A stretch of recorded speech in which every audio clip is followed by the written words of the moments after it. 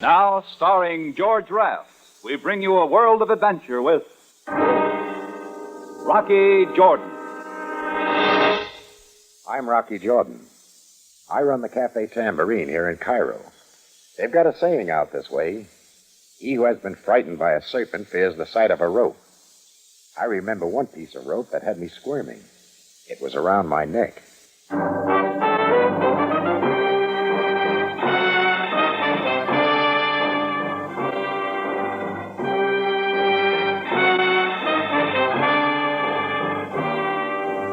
The Cafe Tambourine, crowded with tourists, camel drivers, women, chiefs, forgotten men down on their luck, the lonely and the lost. For this is Cairo, gateway to the ancient East, where modern adventure and intrigue unfold against a backdrop of antiquity.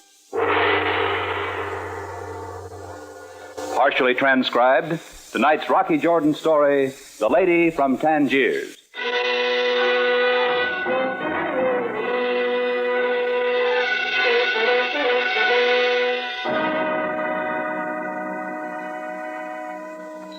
Hey, Rock.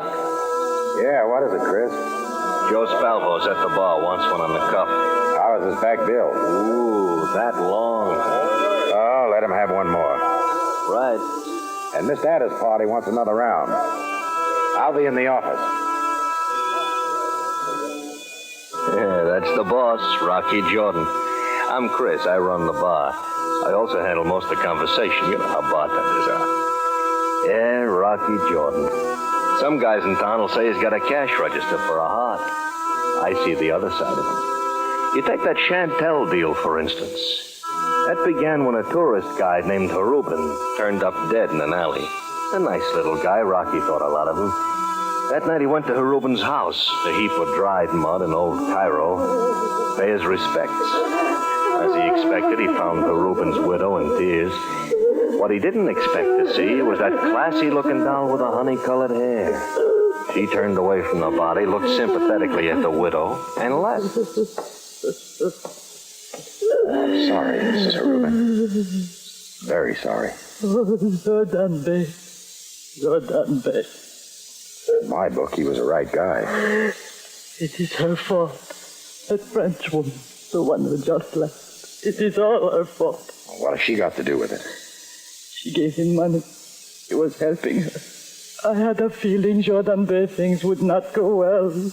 Oh, my husband. Here, Mrs. Harubin. 50 pounds. Jordan Bey. I just remembered. I owed it to him. He did me a big favor. Assalamu alaikum. Rocky left her staring down at that 50-pound note, and he went outside.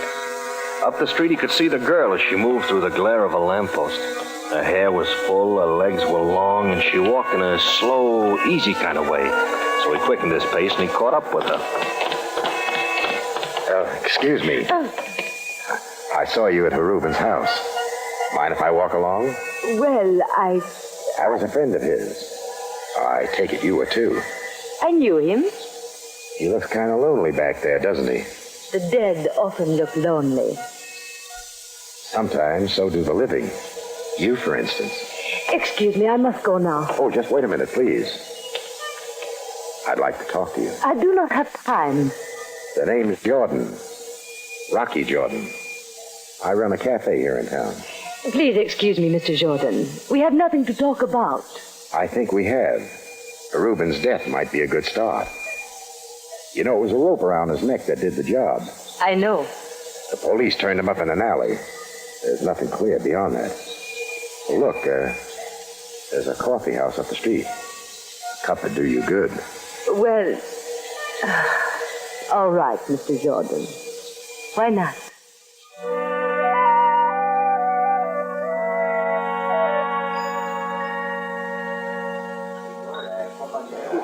More coffee? No, thank you, Mr. Jordan. I got a first name, you know. I know. Harubin's wife said he was working for you. Mr. Jordan, do you always concern yourself with other people's affairs? Hardly ever. I learned a long time ago to mind my own business. Then I am afraid I do not understand your interest in Reuben. Let's put it this way. Seeing him back there, he looked like he needed a friend. No longer, Mr. Jordan. Friends are for the living. I guess you're right. As a matter of fact, you look like you could use one yourself. Anyone can. How many true friends does one ever have? You shouldn't have any trouble. Nor should you, Mr. Jordan. Rocky. I think I'd better go. Wait a minute. You still haven't told me your name. Lorraine. Lorraine Chantel. Chantel. Sounds familiar. Yeah, there was something in the Cairo mail the other day. Fire in a cheap hotel over in the Citadel. Found a body. Amy and Chantel. My husband. I'm sorry, I didn't know. I had not seen Emile in some time. We were separated. I was living in Tangiers when a wire came asking me to meet him at Shepherd's, here in Cairo. I came. I waited. He did not arrive. The next day I read of the fire. What about Reuben? Your friend Reuben knew my husband. After Emil's death, I naturally began to wonder what he had been doing lately. Why he had suddenly wired me and... Well, Reuben was helping me to find out. And he got a rope around his neck for his trouble. You can bet that Reuben's death is tied in some way with your husband's. Yes, that is what the police seem to think. I spoke to Well, they kept on talking, and pretty soon it was kind of clear they were a team, both interested in the same answers. And it was also kind of clear they were interested in each other. They spent the next several hours asking questions about Chantel and Reuben. The search took them through the Cairo that tourists seldom see. The dark, crooked streets, the haunts of the beggars, the blind, the thieves. The Cairo that Rocky also knows. 2 o'clock the next morning, they wound up back at Lorraine's hotel with a whole lot of nothing. Rocky ankled back to the cafe, went upstairs, and that's when the phone rang. Yeah? Hello? Jordan, That's right. I have been trying to reach you all evening. Who is this? Jordan, it has come to my attention that you have been asking many questions about 2 men who died recently. What have I had? It is wise to leave the dead alone. If that's advice, I'm not interested. You should be. The last man who ignored my advice found himself in the river. I can swim. With holes in your head, Mr. Jordan. I do not think so.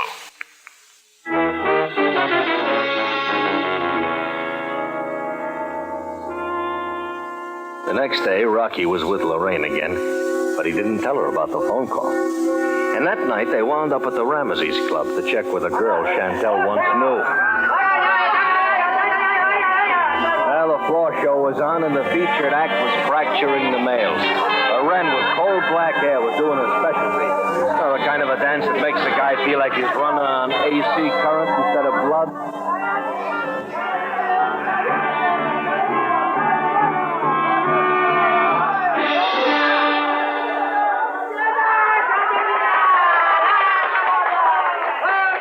Minutes later, the doll was sitting with Lorraine and Rocky, and they were going over the same old questions. No, I'm sorry, Lorraine. I did not even know Emile was here in Cairo until I read of his death in the newspaper. It was such a shock. I was always fond of Emile. Yes, I know. Zarita, you ever hear of a man named Reuben? Reuben? No, I do not believe so. A guide. He was a friend of Emile. No, I do not know this man. He might have come around to see you a few days ago. Oh? Why would he have done that? To ask about Emile. No. Now, if you'll excuse me, my next number. I really must go. Of course. Goodbye, Lorraine. Mr. Jordan. So long. Rocky, what is the matter? Nothing. Come on. Let's get out of here.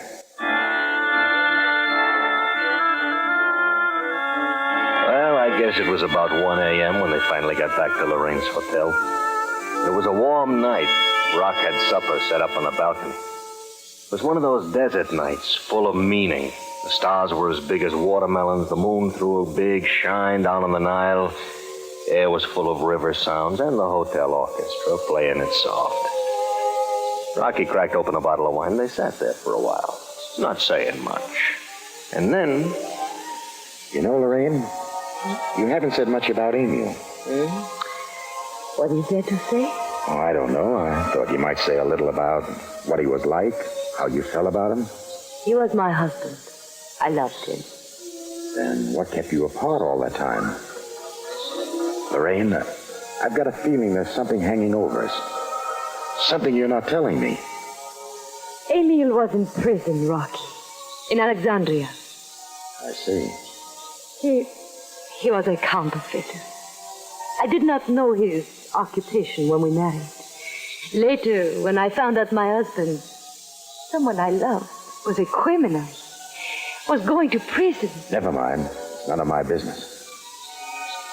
But I want to ask you something else. What are you going to do now?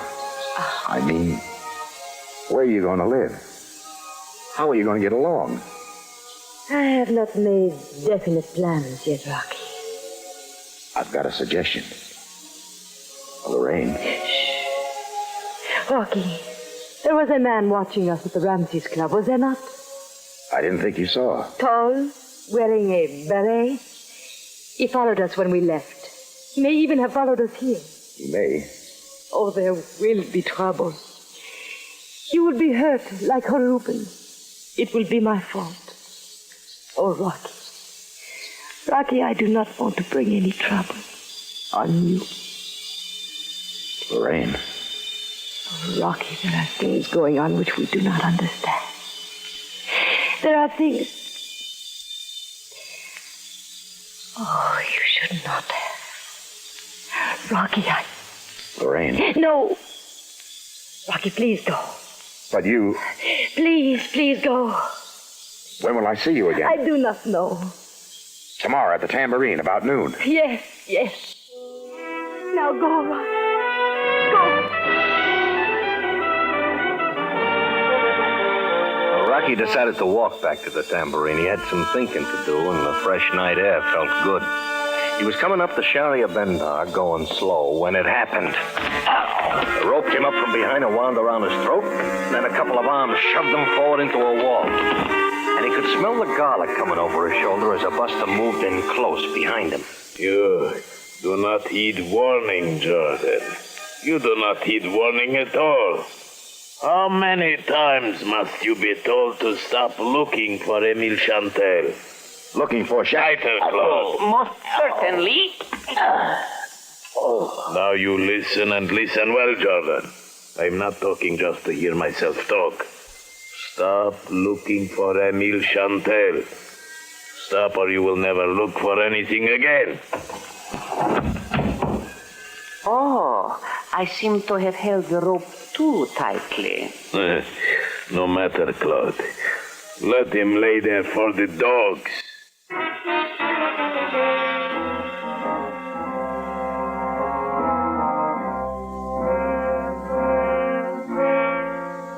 When Rocky came to, he staggered to his feet, shook the cobwebs out of his brain, and headed down to police headquarters with a lot of questions on his mind. When he got to Captain Sam Sabaya's office, he found Lieutenant Greco there, settled comfortably in the captain's creaky chair. Well, Mr. Jordan, what is on your mind? A guy named Chantel. Chantel. I'll refresh your memory. He died in a hotel fire a week ago. Oh, yes. An unfortunate affair. That depends. On what, Mr. Jordan? Whether he died or didn't. What do you mean? You jumped at that like a vulture going after a meatball, Lieutenant. What do you mean? Are you sure the body found in that hotel room was Chantel's? Of course. His wife identified him. How well did you know Emile Chantel, Mr. Jordan? I didn't. Of course. Naturally, you would not care to include an ex-convict among your acquaintances. Look, Greco, the guy made a mistake, so he paid for it. The way I feel about it, if a guy goes straight... But he did not. What do you mean? The day after Chantel's arrival here in Cairo, samples of his artwork went back into circulation. You're sure of that? Of course I am. I see. Well, you don't have to worry about him anymore, do you, Greco? He's dead now. Yes, he is dead. That reminds me, Mr. Jordan. So is Harubin. He was working for you at the time of his death, was he not? Where did you get that idea? You gave his widow 50 pounds. Do you deny it? Oh, that. For services rendered. What was he doing for you? Nothing. I gave her the money because I thought she could use it. Indeed. I do not believe it. I don't care if you do or not. How about Chantel? What about him? I've got another 50 pounds that says he isn't dead. Want to take me up on it, Greco? Thanks. That's all I wanted to know.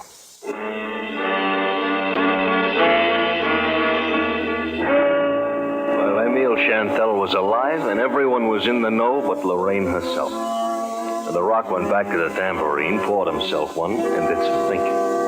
He could tell the doll Emile was alive and say goodbye to her, or he could clam up. Lorraine didn't make his decision any easier when she showed up around noon the next day, wearing a blue silk dress and one of those French perfumes that kind of reach out and grab. Without wasting any time, he told her. Lorraine, Emile's alive. I know he is, Rocky. You what? I know he's alive. I knew it all along. What is this? Come on, Lorraine. Level it out.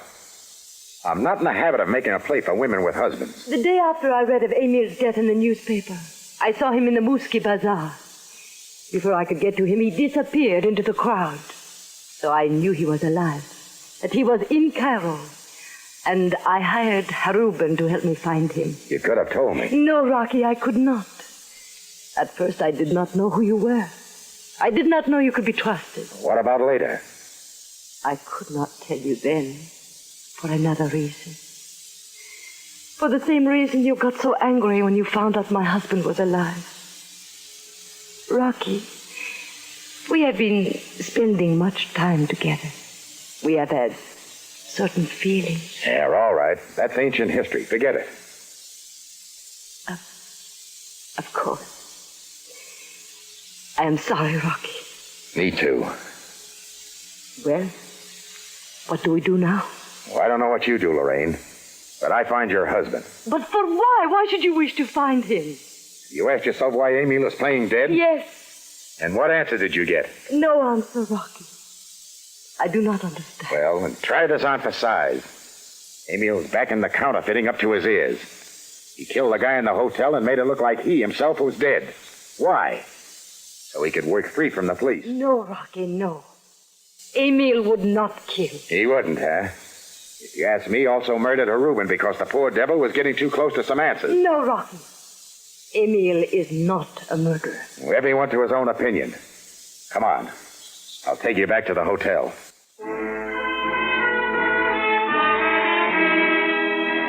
Rocky and Lorraine took the trip back to Lorraine's hotel and kept the conversation down to nothing. Whatever they were thinking, they kept to themselves. And then as they opened the door to Lorraine's apartment and went in... Close the door. Close it. Emile! Emile Chantel. Gun and all. I was wondering when you were going to show. Emile, you're bleeding. What a very nice way to meet my lovely wife after all these years. With a bullet in me. Who is this man? His name is Jordan. He's a friend. That's a mistake. I'm not a friend of yours, Chantel. Emile, please. Put the gun away. No, not yet, Lorraine. Are you suggesting we have business, Mr. Jordan? A little. Some squaring to do on the life of a guy named Harubin. Mr. Jordan believes you killed him, Emile. That is not so. Tell him it is not so. Of course it's not so. Why should I kill Harubin? You tell me. Also tell me why you started to run off those phony pound notes again. 2 weeks out of jail and you've already bought a return ticket. No, that is not so. Now listen to me. Lorraine, I did not meet you at Shepherd's as I wired because of a Turk named Gabek. He wears a beret and eats garlic sandwiches? Yes. He was in business with me. plates I made remain with him. He was clever enough not to use them while I was in prison. I was to join him again when I was released. The years, however, changed me. I no longer wanted the life I had with Garbeck. With my release, he began to issue the counterfeit notes again. I went to him. I demanded if he do not stop, I would go to the police. He agreed. But instead, he sent one of his men after me. I've been running ever since. Oh, and me. Well, that's a lot of story, Chantel. But there's still that guy who died in the hotel fire. The one who was supposed to be you. Yes, he was supposed to be me. Garbeck's man made a mistake. I took advantage of it, put my identification upon him. It's nice work. No, not nice. But I felt it necessary. If Garbeck thought I was dead, I would be free. But he saw me when I tried to contact Lorraine. He did this to me. But he did not catch me. No, Willie. I have too much to live for. You, Lorraine. Emil, you're weak. Please sit down. Listen, I have 2 tickets on a boat, which leaves for Natal in less than an hour. The arrangements are made. A friend will pick us up in a taxi. Emil. Oh, I got it. The couch. Over here, Rocky. Oh, gently, gently, Rocky. He can use a doctor. We will get one on the boat. Then you're going. He is my husband. What about a little thing called love? I loved him once. Perhaps I can again. And he needs me. He needs me so. Rocky. Yeah, Lorraine. You were wrong about him. Wouldn't be the first time. He is not a killer. That's what he said. He did an evil thing once, but he paid for it with years of his life. And now things will be different. Yeah, he said that too. There's just one little problem. What is that? How do I know he's on the level? Or that you are? How do I know he didn't do those killings? Everything hasn't been on the up and up between us, you know. How do I know for sure this isn't another curveball? Yes, Rocky, I understand. You do not know for sure. Well, everything is in the open. We leave by boat for Natal in an hour. That gives you time to think. If you decide Emil is a liar and a killer, you can phone the police in time to apprehend him. And if I decide the other way? You can forget him and the last few days. This seems to be my day for decisions. Rocky. Yeah. Whichever you decide, I want you to know I will never forget you.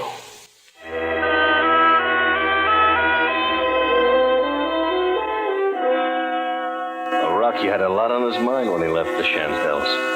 He walked a dozen blocks thinking about it. Then he grabbed the cab, went back to the Tambourine. But he never got inside.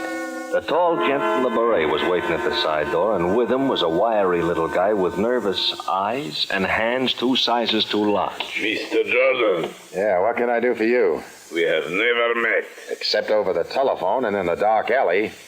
I recognize the voice and the garlic. You do, Jordan. You hear that, Claude? Yes, and I, Mr. Jordan, recognize blood when I see it. Blood? Observe the stain on your sleeve. Don't move, Jordan. Search him, Claude. He is unarmed. Good. Now, if you will come with us, Jordan, we'll find a nice, quiet place where we can talk. Huh? Garbeck and Claude bundled Rocky into a big black sedan and headed for the river. 20 minutes later, they were going along the river's edge, and Rocky could see the ships being loaded. One he knew was leaving soon for Natal. Then he was inside a warehouse, and the going got rough. Sit down, Jordan. Sit down. You may be here for some time. Yeah, I could have guessed that. Looks like a long night. It does not have to be. Where is Chantel? Chantel? Never heard of him. Where is Chantel? Like I said, I never... Perhaps I should attempt to persuade Jordan with this. No, Claude. Remember what happened to Harubin? Tugged a little too hard with that rope, didn't you, Claude? Unfortunately, yes. You know, Garbeck, you do well to get yourself another boy. This kid isn't too reliable. Look at the mess they made of that killing in Chantel's room. You seem to know a great deal about all this, don't you? Pretty careless of you, Claude. Killing the wrong man. Yeah, it's a stupid mistake. But what is past is past. At the moment, I'm interested in finding Emile Chantel. And I told you Be sensible, Jordan. Be sensible. You want the girl, and I want Chantel. You can do us both a favor. Tell me where he is. We will get rid of him. Then the charming Lorraine will be all yours. It's as simple as that. Sorry, Garbeck. No deal. Well, they went to work on Rocky. They threw everything in the book, and some things that weren't. But Rocky held on. What he was waiting for was the boat whistle. And 10 minutes later... You find all this amusing, Jordan? The smile on your face. Buster, you just missed the boat. The boat? I do not understand. Skip it. It's a long story. Do not move. Quick, the police. Sergeant, cover the door. Swine! Stop! Enough! Enough! You have been very clever, Garbeck. But it will take a man more clever than you to explain the counterfeiting equipment I have just found in the back room of this warehouse. Abdullah, hurry. Take these two men away.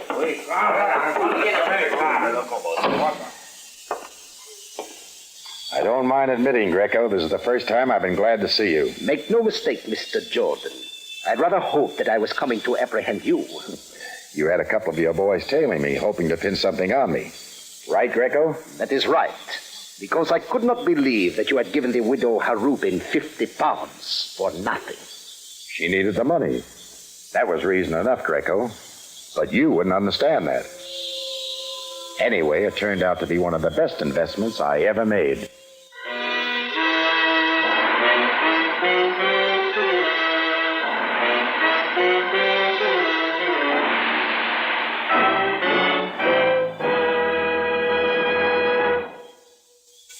Our star, George Raft, returns in just a moment. Now, here again is our star, Mr. George Raft. Thank you. Be sure you drop around next week at the same time for another story of adventure when we take you back to Cairo and the Cafe Tambourine. So until we meet again next week, Saida.